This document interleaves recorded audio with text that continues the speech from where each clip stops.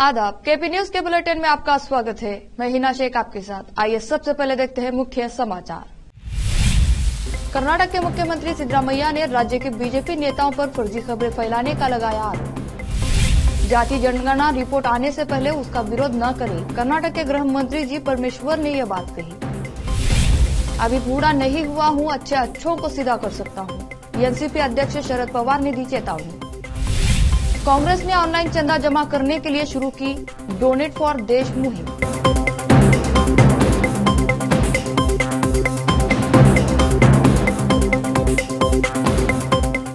अब समाचार विस्तार से।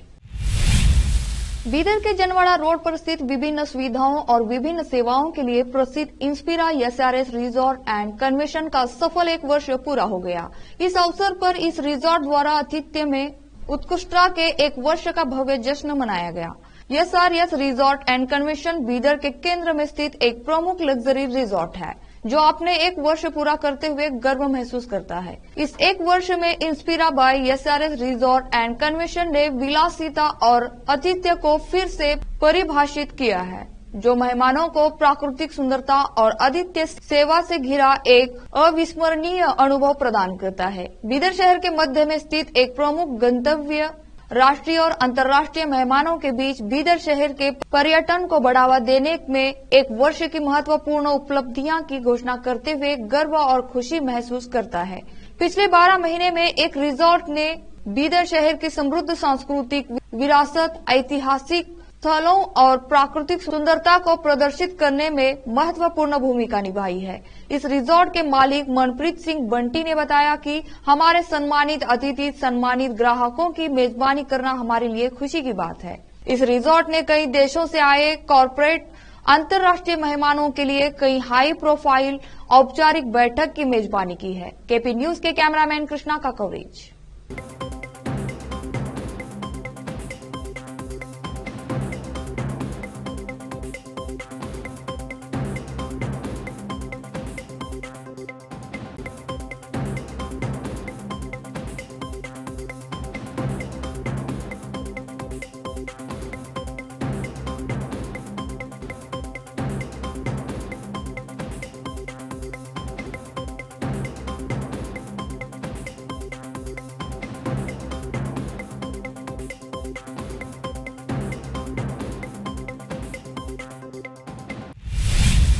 भाजपा नेताओं के खिलाफ मोर्चा खोलते हुए मुख्यमंत्री सिद्धरामैया ने रविवार को आरोप लगाया कि राज्य के नेता सीटी रवि और सीएन अश्वत्थ नारायण फर्जी खबरें फैला रहे हैं और प्रधानमंत्री नरेंद्र मोदी को उन्हें पार्टी से निकालने की चुनौती दी। एक प्रेस बयान में सिद्धरामैया ने आरोप लगाया, भाजपा फर्जी खबरें फैलाने के लिए जानी जाती है और इसका बोगले जनता पार्टी होना चाहिए था। अब यह स्पष्ट है कि उनकी पूरी मशीनरी फर्जी खबरें फैलाने की दिशा में काम करती है। सिद्धरामैया ने तर्क दिया, अश्वत्थ नारायण, सीटी रवि और अन्य जैसे भाजपा नेता मेरे बारे में भ्रामक जानकारी फैलाने में लगे हुए हैं।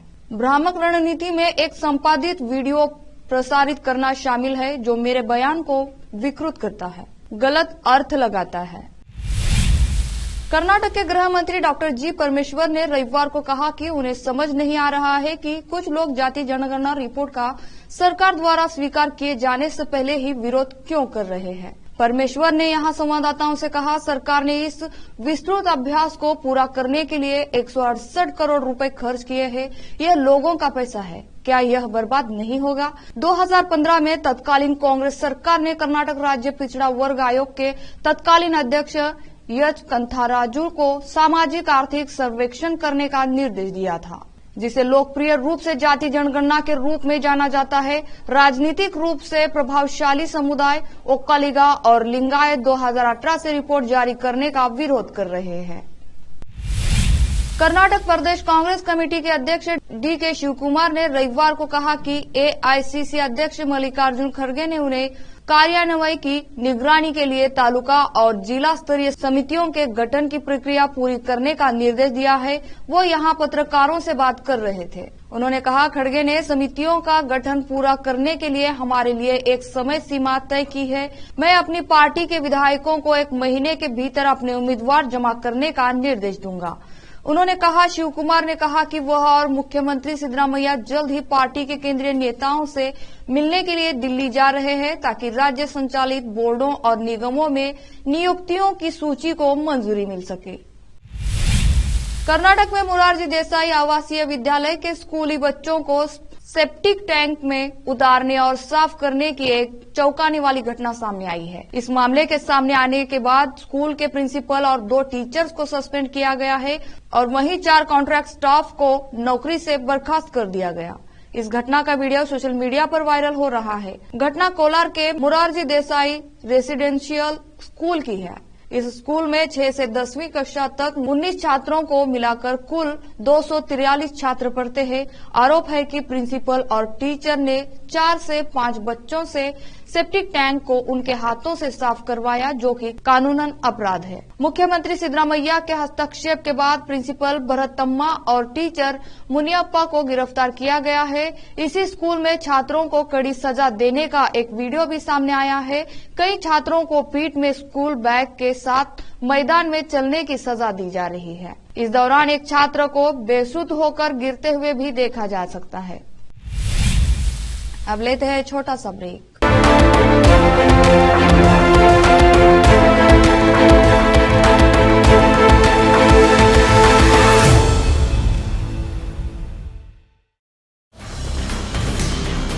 हिंदुस्तान के हर कोने में हम हैं मौजूद। 24 घंटे हालात पर गहरी नजर, खबरों से जुड़े चुपते सवालात और आपको दिखाता है धार्मिक, सामाजिक, राजनीतिक, लोकल और इंटरनेशनल न्यूज की सबसे बेहतर कवरेज,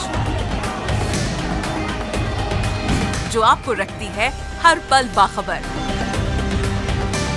देश और दुनिया भर की खबर के लिए देखते रहें केपी न्यूज 24/7।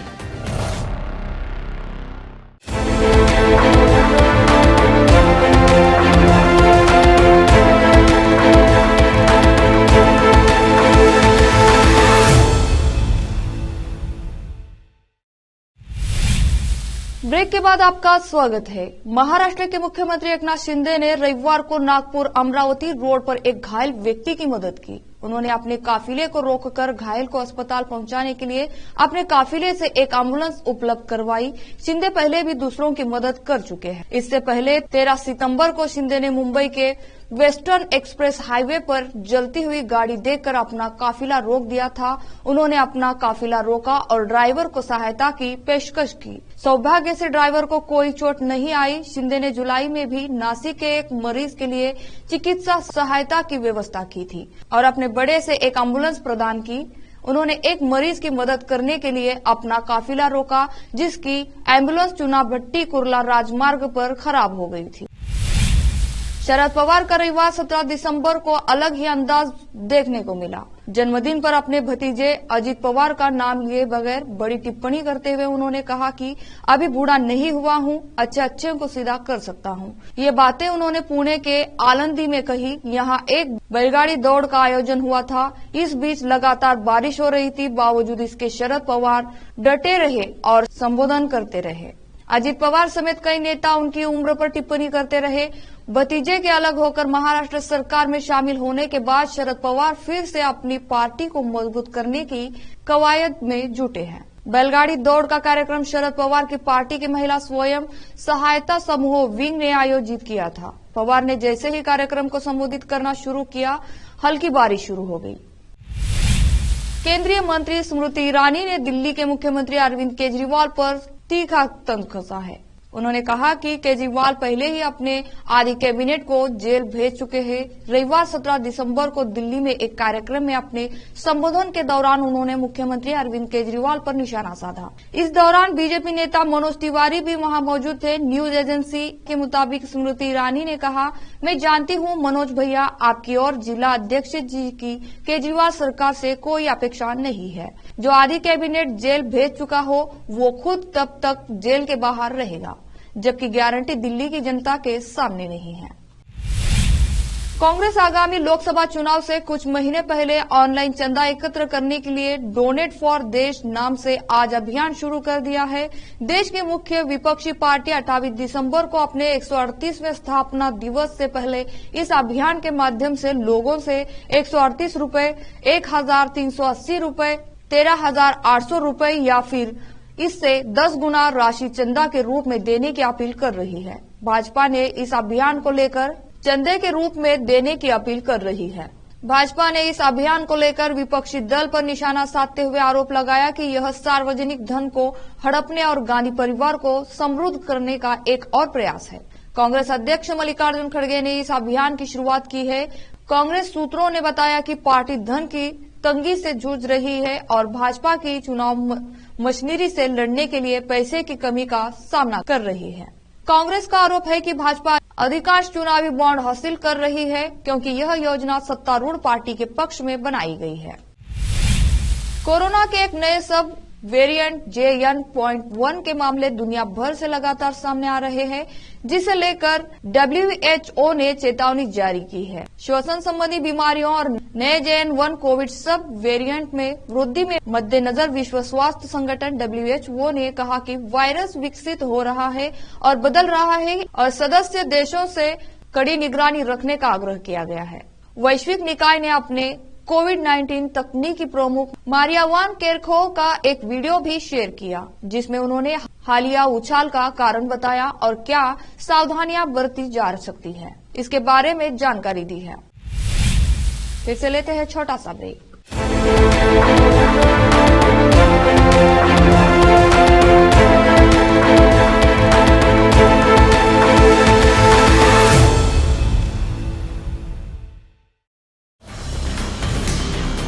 हिंदुस्तान के हर कोने में हम हैं मौजूद। 24 घंटे हालात पर गहरी नजर, खबरों से जुड़े चुपते सवालात और आपको दिखाता है धार्मिक, सामाजिक, राजनीतिक,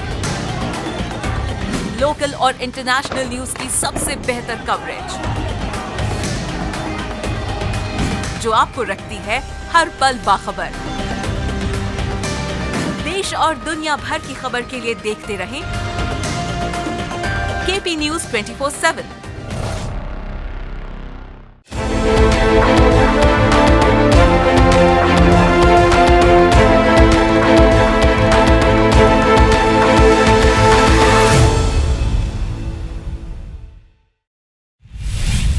ब्रेक के बाद आपका स्वागत है। राष्ट्रपति द्रौपदी मुर्मू विभिन्न कार्यक्रमों में भाग लेने के लिए 18 से 23 दिसंबर तक पश्चिम बंगाल, तेलंगाना और राजस्थान का दौरा करेंगी।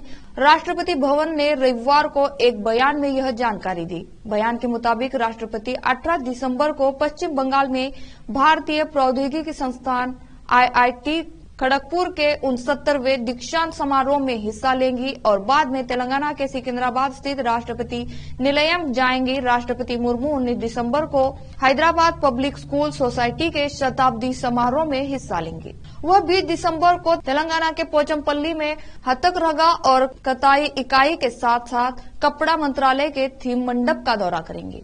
इस दौरान राष्ट्रपति बुनकरों से भी संवाद करेंगी। भारतीय जनता पार्टी ने 2024 के लोकसभा चुनाव से पहले कांग्रेस की ओर से फंड जुटाने के लिए शुरू किए गए अभियान पर तंज कसा है। भाजपा ने इससे पहले की तुलना कांग्रेस के राज्यसभा सांसद धीरज साहू से की, जिनके ओडिशा और झारखंड स्थित परिसरों पर आयकर विभाग ने छापा मारकर 351 करोड़ रुपए से अधिक कैश बरामद किया था। बता दें कि कांग्रेस ने लोकसभा चुनाव के लिए फंड जुटाने के मकसद से देशव्यापी crowd funding campaign donate for देश शुरू किया है। इसकी आधिकारिक शुरुआत आज यानी 18 दिसंबर पार्टी के अध्यक्ष मल्लिकार्जुन खड़गे करेंगे। भारतीय जनता पार्टी ने इस कैंपेन पर कटाक्ष करते हुए अमिताभ बच्चन और कादर खान अभिनीत बॉलीवुड फिल्म इनकलाब 1984 में रिलीज का एक वीडियो भी शेयर किया है, जो सोशल मीडिया पर काफी वायरल हो रहा है। बीजेपी ने सोशल मीडिया प्लेटफॉर्म एक्स पर एक वीडियो को शेयर करते हुए लिखा, इस क्लिप की कहानी और पात्र काल्पनिक नहीं है। यह कांग्रेस सांसद धीरज साहू की पार्टी के क्राउड फंडिंग शुरू करने के कैंपेन से मिलती जुलती है। दरअसल कांग्रेस ने जैसे ही अपने इस अभियान की घोषणा की, वैसे ही भाजपा के आईटी विभाग के प्रमुख अमित मालवीय ने पार्टी की आलोचना करते हुए एक्स पर लिखा, महात्मा गांधी के ऐतिहासिक तिलक स्वराज फंड से प्रेरित इस क्राउड सोर्सिंग की कांग्रेस की ऊंची बात से मूर्ख मत बनो। आखिर में फिर से देखते हैं मुख्य समाचार। कर्नाटक के मुख्यमंत्री सिद्धरामैया ने राज्य के बीजेपी नेताओं पर फर्जी खबरें फैलाने का लगाया आरोप। जाति जनगणना रिपोर्ट आने से पहले उसका विरोध न करें, कर्नाटक के गृह मंत्री जी परमेश्वर ने यह बात कही। अभी बूढ़ा नहीं हुआ हूं, अच्छों को सीधा कर सकता हूं, एनसीपी अध्यक्ष शरद पवार ने दी चेतावनी। कांग्रेस ने ऑनलाइन चंदा जमा करने के लिए शुरू की डोनेट फॉर देश मुहिम।